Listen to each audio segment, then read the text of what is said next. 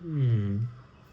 So hey, hi guys, welcome to the prelude of deities of Rigved, where we can discuss about the deities of Rigved one by one, but that would be a cliche approach, and therefore I said or.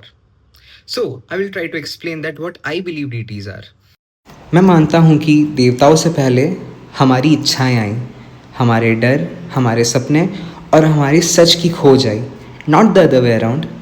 जब हमारे पूर्वजों ने आग को देखा तो उन्हें बदलाव का एहसास हुआ, जब उन्होंने तूफान को देखा तब शक्ति का एहसास हुआ, जब उन्हें सुबह की पहली रोशनी दिखी तब उन्हें एक नई शुरुआत का एहसास हुआ। धीरे धीरे इन भावनाओं ने एक नया नाम लिया, नया रूप लिया और फिर देवता हमारे सामने आए। और ऐसे ही देवता वो दर्पण बने जिससे हम अपने आप को देखते हैं। For the geeks out there, I'm not talking about Param Brahma या फिर Brahma. That's an entirely different topic for some other day. That being said, let me explain. इस यूकेलेले में 4 स्ट्रिंग है। You can think of it as the 4 fundamental strings जिससे देवता बने हैं। The first one being nature, the second is emotion or human emotion, the third one is the cosmic principle, you can understand it as किस purpose से उस DT को बनाया गया है। The fourth string is the relationship जो वो DT और उसके डिवोटी शेयर करते हैं।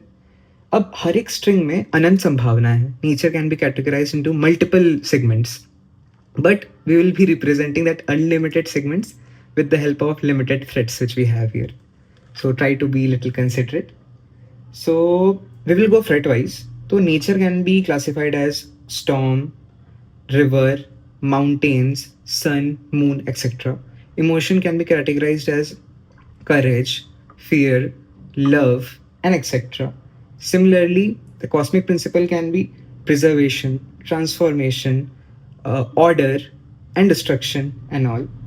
Then the relationship are the basic human experiences like father son relationship, a protector relationship, healer relationship, relationship between two lovers, friends, and etc. So जब मैं nature वाली string को इंडिविजुअली प्ले करता हूँ तो that is मियर nature. जब मैं emotional string को इंडिविजुअली प्ले करता हूँ that is just मियर human emotion. जब मैं कॉस्मिक प्रिंसिपल स्ट्रिंग को इंडिविजुअली प्ले करता हूँ तो that is just an abstract idea. जब मैं रिलेशनशिप वाली स्ट्रिंग को प्ले करता हूँ तो that is just human experience. So जब मैं इसको साथ में प्ले करता हूँ तो that turns out to be a chord. तो परहैप्स हम देवी देवताओं डीटी जिसके बारे में हम बात कर रहे हैं उनको भी एज अ कॉर्ड समझ सकते हैं। सो फॉर एग्जाम्पल नेचर वाली स्ट्रिंग में इस फ्रेट को हम मानते हैं स्टॉर्म। देन इमोशन वाली स्ट्रिंग में इस फ्रेट को मानते हैं विगर, करेज और फियर्सनेसनेस। देन कॉस्मिक प्रिंसिपल वाली स्ट्रिंग में इसको मानते हैं एज ऑर्डर। रिलेशन में मान लेते हैं हम एज ए प्रोटेक्टर, तो this will sound as Indra. Then similarly अगर हम यहाँ पे wild untamed nature of nature को यहाँ रख लें, यहाँ पे रख लें हम फियर को, द इमोशन फियर। यहाँ पे अगर हम रख लें ट्रांसफॉर्मेशन को, किसी भी चीज़ में आने वाले बदलाव को, और यहाँ पे रख लें एक healer kind of a relation को, तो दिस इज रुद्र।